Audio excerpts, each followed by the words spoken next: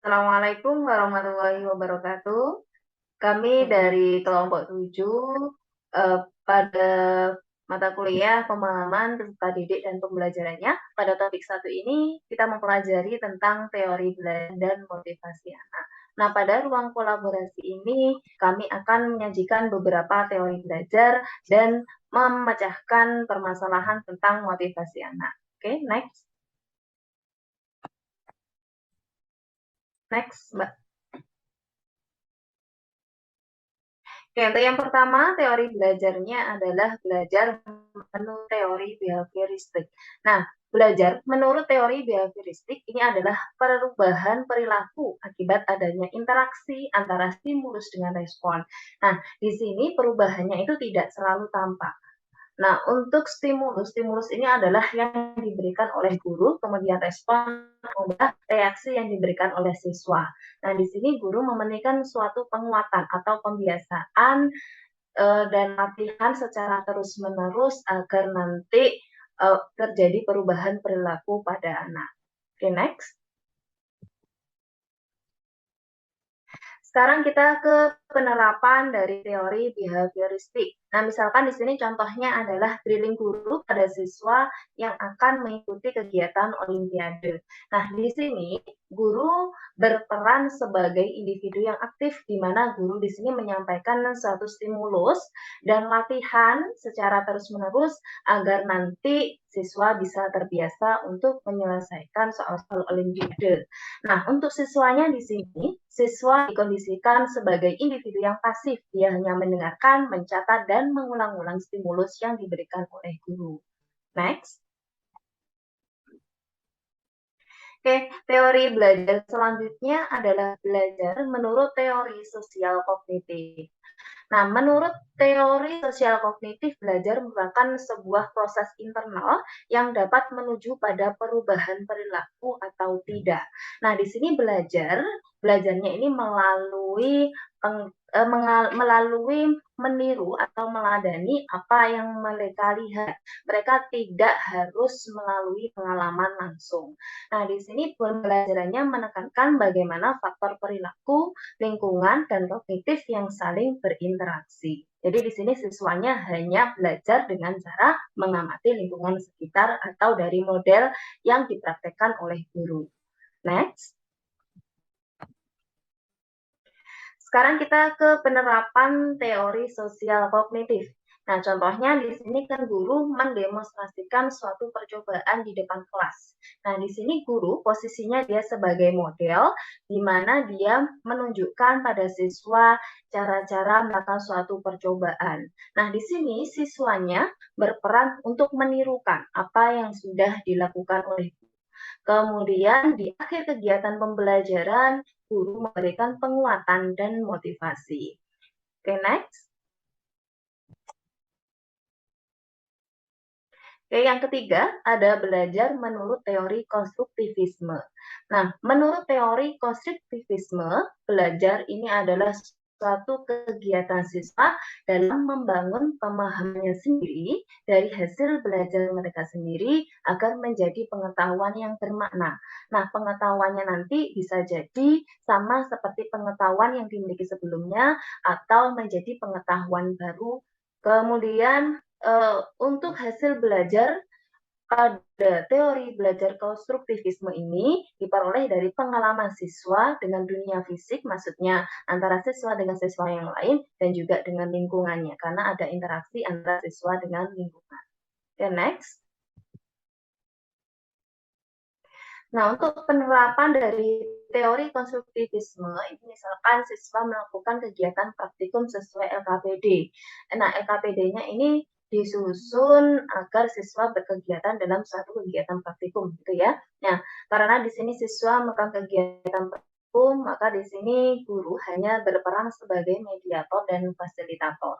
Di sini guru menyediakan pengalaman belajar yang memungkinkan siswa bertanggung jawab membuat rancangan, proses, dan juga penelitian. Kemudian, guru menyediakan kegiatan-kegiatan melalui lembar LKPD tadi. Kemudian guru juga mengevaluasi hipotesis dan kesimpulan siswa pada akhir kegiatan pembelajaran. Nah, untuk siswanya bagaimana? Nah, di sini siswanya melakukan suatu kegiatan praktikum sehingga nanti siswa akan membangun interpretasi personal terhadap dunia luar berdasarkan pengalaman individual dan interaksi dengan lingkungan. Kemudian siswa bisa membangun pengetahuan baru dengan melakukan asimilasi atau adaptasi, kemudian akomodasi atau penyesuaian pengalaman pribadi yang sudah dimiliki sebelumnya dengan konteks materi yang sudah dipelajari, kemudian ada konflik kognitif atau disequilibrium. Oke, next. Oke, untuk materi selanjutnya akan disampaikan oleh Mbak Dewi Priyanti. Silahkan. Baik, terima kasih untuk kesempatan yang diberikan. Selanjutnya saya akan memaparkan terkait model-model pembelajaran menggunakan prinsip konstruktivisme. Oke, kita tahu bahwa pembelajaran konstruktivisme itu di mana peran guru hanya sebagai fasilitator kepada siswa dalam menyediakan pembelajaran di kelas. Kemudian yang pertama ada model pembelajaran problem based learning. Nah, di sini atau biasa disingkat PBL merupakan model pembelajaran dengan ciri utama adanya permasalahan nyata. Kemudian bagi siswa sebagai awal pembelajaran, kemudian diselesaikan melalui kegiatan penyelidikan dan diterapkan dengan menggunakan pendekatan pemecahan masalah. Nah, untuk karakteristik problem-based learning sendiri, yang pertama ada proses pembelajaran yang berfokus pada siswa atau student-centered learning. Kemudian, ciri yang kedua yaitu penyajian masalah dengan hal-hal yang autentik. Kemudian siswa mencari sendiri pemecahan masalah melalui berbagai sumber belajar. Kemudian yang keempat, mohon maaf, yaitu pelaksanaan pembelajaran dalam kelompok kecil dengan pembagian tugas dan penerapan tujuan yang jelas. Nah, guru berperan sebagai fasilitator. Kemudian hasil akhir adalah solusi dari masalah, namun tidak harus dalam bentuk produk. Nah, di sini masalahnya berupa tadi permasalahan di awal itu bagaimana solusinya begitu. Kemudian, siswa melakukan presentasi untuk memberikan penyelesaian dari masalah tersebut. Kemudian untuk sintaksnya, yaitu yang pertama, mengorientasikan siswa pada masalah yang aktual dan autentik. Kemudian yang kedua, mengorganisasikan siswa untuk belajar. Kemudian yang ketiga, membimbing penyelidikan individu maupun kelompok. Yang keempat, mengembangkan dan menghasilkan hasil karya. Kemudian yang kelima, ada menganalisis dan melakukan evaluasi terhadap proses pemecahan masalah. Oke, selanjutnya ada project based learning. Nah, di sini PJBL merupakan proses model pembelajaran yang menggunakan proyek atau kegiatan sebagai media. Nah, siswa harus melakukan eksplorasi, penilaian, interpretasi, sintesis, dan ilustrasi untuk menghasilkan berbagai bentuk hasil belajar. Oke, untuk karakteristiknya yang pertama, menghasilkan produk, kemudian berfokus pada pertanyaan dan masalah yang mengarah pada siswa untuk mencari solusi yang sesuai dengan konsep atau prinsip ilmu pengetahuan, khususnya pembelajaran fisika ya. Untuk yang ketiga, siswa membangun pengetahuannya dengan melakukan investigasi secara mandiri atau berkelompok dan guru berperan sebagai fasilitator. Kemudian yang keempat, ada siswa harus aktif dan bertindak sebagai problem solver dari masalah yang dibahas. Kemudian selanjutnya karakteristik pada project based learning yaitu kegiatan dibuat menyerupai situasi nyata atau sebenarnya. Untuk sintaksnya yaitu yang pertama menentukan pertanyaan yang mendasar. Kemudian yang kedua yaitu siswa mendesain untuk perencanaan proyeknya. Kemudian yang ketiga ada menyusun jadwal. Kemudian yang keempat ada memonitor kemajuan proyek. Selanjutnya yaitu menguji proyek dan hasil belajar. Kemudian yang terakhir ada evaluasi pengalaman proyeknya seperti itu. Untuk model pembelajaran selanjutnya yaitu ada discovery learning. Nah, di sini discovery learning adalah suatu rangkaian kegiatan pembelajaran yang melibatkan secara maksimal seluruh kemampuan peserta didik untuk mencari dan menyelidiki secara sistematis, kritis, logis, sehingga mereka dapat menemukan sendiri pengetahuannya, melalui sikap dan keterampilan sebagai wujud adanya perubahan perilaku yang dibentuk oleh peserta didik. Kemudian untuk karakteristik pembelajaran discovery, yaitu yang pertama ada learning by doing. Jadi peserta didik melakukan aktif dalam melakukan pembelajaran. Kemudian guru di sini sebagai pembimbing atau fasilitator juga ya. Oke, kemudian selanjutnya siswa sebagai problem solver. Nah, di sini siswa dijadikan objek utama. Ya, subjek utama, mohon maaf. Subjek utama dalam pembelajaran. Kemudian yang keempat, siswa berpikir intuisi dan merumuskan hipotesis sendiri. Jadi berdasarkan hipotesis yang dibuat, eh, siswa melakukan pembuktian terkait dengan hipotesis-hipotesis yang dibuat di awal pembelajaran. Kemudian selanjutnya karakteristiknya yaitu dapat mengembangkan bakat dan kecakapan dari masing-masing individu. Kemudian karakteristik selanjutnya siswa belajar dengan memanfaatkan berbagai sumber belajar. Oke, untuk sintaks discovery learning, yaitu yang pertama adanya stimulus di awal pembelajaran. Kemudian yang kedua, siswa mengidentifikasi masalah. Kemudian siswa mengumpulkan data sebanyak mungkin terkait dengan permasalahan yang ada. Kemudian siswa melakukan pengolahan data. Ya, dan analisis data tentunya. Kemudian untuk membuktikan hipotesis yang sebelumnya dibuat. Kemudian untuk kegiatan selanjutnya atau yang terakhir yaitu menarik kesimpulan dari permasalahan yang ada. Oke, yang terakhir ada inquiry learning. Nah, di sini inquiry learning adalah kegiatan pembelajaran yang memfasilitasi peserta didik untuk mengajukan pertanyaan, kemudian melakukan penyelidikan atau pencarian, kemudian melakukan eksperimen atau penelitian secara mandiri untuk mendapatkan pengetahuan yang mereka butuhkan. Nah, untuk karakteristik dari inquiry learning, yang pertama ada menekankan aktivitas pada peserta didik. Kemudian, karakteristik yang kedua, seluruh aktivitas yang dilakukan peserta didik diarahkan untuk mencari dan menemukan jawaban sendiri dari suatu masalah yang dipertanyakan. Jadi, siswa melakukan penyelidikan secara uh, kelompok ya, secara kelompok. Dibantu di sini guru sebagai fasilitator dan motivator belajar untuk peserta didik. Kemudian karakteristik yang terakhir yaitu mengembangkan kemampuan berpikir secara sistematis, logis, dan kritis, atau mengembangkan kemampuan intelektual sebagai bagian dari proses perkembangan mental dari tiap individu.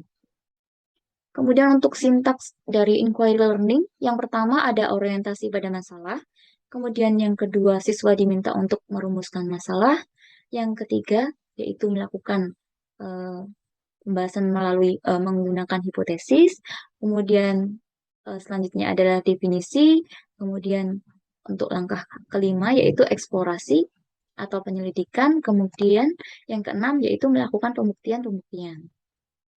Oke. Baik, untuk materi selanjutnya tentang rencana meningkatkan motivasi berdasarkan studi kasus masing-masing karakteristik individu akan dipresentasikan oleh Saudara Ibnu Sohidin. Oke, silakan, Mas. Baik, terima kasih atas kesempatannya, Mbak. Di sini saya akan meneruskan presentasi yang sudah kita mulai tadi, yaitu pertanyaan 3 mengenai rencana untuk meningkatkan motivasi siswa. Jadi di sini nanti akan disajikan beberapa studi kasus, ada 4. Nah, ini salah satunya. Yang pertama yaitu Tania yang berumur 7 tahun. Nah, ini kira-kira masih kelas 1 SD. Ini memiliki kemampuan rendah dan keinginan yang rendah untuk sukses. Nah, di sini kami menerapkan beberapa solusi. Yang pertama yaitu untuk menggali latar belakang, minat, bakat, gaya belajar, dan juga lingkungan yang dialami oleh Tania ini. Nah, ketika kita sudah mengetahui apa itu latar belakangnya, minatnya, kira-kira bagaimana, gaya belajarnya bagaimana, dan lingkungannya itu bagaimana, maka selanjutnya kita bisa memberikan stimulus positif, itu untuk melalui pendekatan personal. Nah, dari sana nanti kita selanjutnya yaitu memberikan pembelajaran untuk meningkatkan prestasi dan motivasi melalui pembelajaran. Salah satunya itu bisa dilaksanakan dengan discovery dengan pendekatan behavioristik. Jadi pengolahan-pengolahan tadi sehingga nanti membuat lingkungan belajar yang nyaman dan menyenangkan dengan metode belajar yang berubah-ubah. Nah, dari sini dapat menciptakan kegiatan kompetisi antar siswa dan memberikan reward sebagai upaya menghargai hasil karya itu tadi. Dan yang terakhir yaitu dapat yang kita lakukan juga berkomunikasi dua arah antara Tania tadi dan juga orang tua Tania untuk menjelaskan pentingnya dari belajar sendiri agar nantinya bisa menjadi orang yang sukses dan juga bisa ikut andil dalam motivasi tanya. Oke, selanjutnya, Mbak. Oke, untuk kasus yang kedua, nah ini Samuel dengan usia 10 tahun, kira-kira kelas 4 atau 5 SD, dia bekerja keras untuk menjaga harga dirinya pada tingkat tinggi. Jadi bagaimana caranya dia itu tetap berada di tingkat yang atas gitu kira-kira, tetapi memiliki rasa takut dengan kegagalan yang sangat kuat. Nah, dari sini kami memberikan solusi untuk mengatasi hal tersebut, yaitu yang pertama tetap dengan menggali latar belakang dari Samuel tadi. Bagaimana minatnya, bakatnya, gaya belajar dari Samuel tadi. Nah, untuk langkah yang kedua, kita bisa mengarahkan untuk membuat tujuan hidup. Kira-kira Samuel tadi ketika nanti sudah besar, itu kira-kira ingin tujuan hidupnya itu seperti apa. Nah, dari sana kemungkinan akan timbul suatu motivasi untuk Samuel tadi. Selanjutnya yang ketiga yaitu memberi pengertian kepada Samuel bahwa dia itu harus bisa menerima dari kekurangan dirinya sendiri. Bisa dijelaskan juga bahwa setiap orang itu pasti memiliki kelebihan dan juga kelemahan. Dan kita harus bisa memaksimalkan kemampuan yang kita miliki tadi. Nah, solusi yang keempat, ini bisa dengan memberikan pembelajaran, yaitu dengan model project based learning. Karena ketika pembelajaran tersebut terdapat permasalahan atau tantangan yang diajukan siswa, itu sehingga akan mendorong kemampuan siswa atau peserta didik itu untuk melakukan pekerjaan penting dengan memberikan penghargaan di setiap proyek yang telah mereka kerjakan. Nah, dari sini nanti itu akan membuat lingkungan belajar yang sangat toleran terhadap kesalahan dan juga perubahan melalui kompetisi tadi.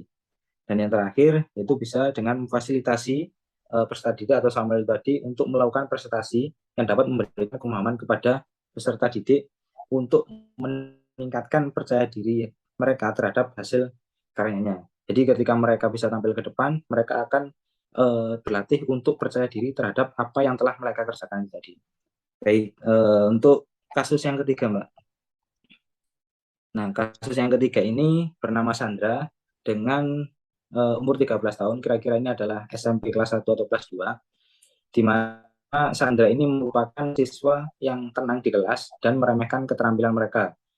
Bisa jadi keterampilan mereka ini adalah keterampilan dari teman-teman di kelas Sandra tersebut. Jadi dia merasa bahwa dia itu kemungkinan yang paling pintar atau paling tinggi, paling hebat di antara teman-teman yang lainnya. Nah, hal ini bisa diatasi. Tetap yang pertama yaitu menggali latar belakang, minat, bakat, gaya belajar, dan juga lingkungan dari Sandra ini tadi. Nah, setelah kita mengetahuinya, maka ada beberapa hal yang perlu kita tindak lanjuti. Yang salah satunya yaitu dengan menyelenggarakan atau membuat pembelajaran yang memfasilitasi kegiatan melalui kegiatan kelompok dengan pendekatan humanistik. Jadi pembelajaran melatihkan 3 aspek penting, yaitu kognitif, afektif, dan juga psikomotor. Di samping itu, guru juga harus bisa memfasilitasi kerjasama antar siswa tadi, sehingga antar kerjasama itu akan didapatkan pemahaman kepada Sandra bahwa sebenarnya teman-teman mereka pun itu juga bisa. Bukan Sandra sendiri yang merasa bahwa dirinya itu paling bisa atau paling hebat. Nah, langkah selanjutnya yaitu guru itu bisa menggunakan model pembelajaran, beberapa model pembelajaran, salah satunya yaitu Discovery, Inquiry, ataupun PJBL yang bisa memicu kreativitas antar siswa sehingga kreativitas tersebut akan bisa muncul. Langkah yang keempat atau solusi keempat itu juga bisa menciptakan kegiatan kompetisi antar siswa pada saat guru memberikan pertanyaan pemantik tadi. Sehingga bakat yang dimiliki oleh masing-masing siswa itu nantinya akan bisa keluar dari pemantauan pemantik itu tadi. Dan solusi yang terakhir ini bisa juga dilakukan yaitu dengan guru menggunakan self assessment ataupun peer assessment. Oke, selanjutnya kasus terakhir atau kasus 4 ini bernama Robert, berusia 16 tahun. Ini kira-kira kelas 2 ataupun kelas 1 SMA yang menunjukkan sedikit minat di sekolah dan saat ini tinggal bersama dengan bibinya. Di mana di sini kita tidak dapat menghubungi orang tuanya. Jadi hanya bisa menghubungi bibinya tadi. Nah, langkah yang pertama atau solusi yang kita tawarkan itu tetap sama, yaitu pasti di antara kasus-kasus 1 sampai 4 itu ada untuk menggali latar belakang minat, bakat, gaya belajar, dan lingkungan dari siswa yang mengalami kasus ini. Nah, dari sana sehingga kita akan memperoleh latar belakang seperti apa, dan di sini kita menawarkan untuk berkomunikasi dua arah, Robert dan juga bibinya, yang tinggal bersama dengan memberikan edukasi atau pengertian bahwa belajar itu sangat penting bagi kehidupannya, sehingga diharapkan di masa yang akan datang, Robert ini akan menjadi orang yang berguna ataupun orang yang sukses. Selain itu juga meminta kepada Robert untuk bisa mengawasi kegiatan Robert selama di rumah itu seperti apa agar Robert ini bisa berkontribusi yang maksimal terhadap pembelajaran yang akan dia ikuti. Ketika di sekolah pun guru juga harus bisa untuk memberikan perhatian yang khusus kepada Robert sehingga nanti akan tertimbul komunikasi baik antara guru dan juga Robert dari hati ke hati tadi. Selanjutnya, ini juga bisa senantiasa untuk memberikan semangat kepada Robert saat di sekolah dan untuk meminta teman-teman Robert itu untuk mengajak berinteraksi untuk menciptakan lingkungan belajar yang bagi Robert sehingga nanti akan termotivasi untuk mengikuti pembelajaran dengan baik. Nah, yang ketujuh, ini bisa menciptakan kegiatan pembelajaran yang menarik, salah satunya yaitu dengan pembentukan kelompok, agar Robert itu tadi bisa berkomunikasi dengan baik dengan teman-temannya, sehingga nanti akan membutuhkan pembelajaran yang berkualitas. Baik, terima kasih. Kami kira presentasi dari kelompok kami cukup sekian. Jika ada kurang lebihnya kami mohon maaf. Kami akhiri. Wassalamualaikum warahmatullahi wabarakatuh. Waalaikumsalam warahmatullahi wabarakatuh.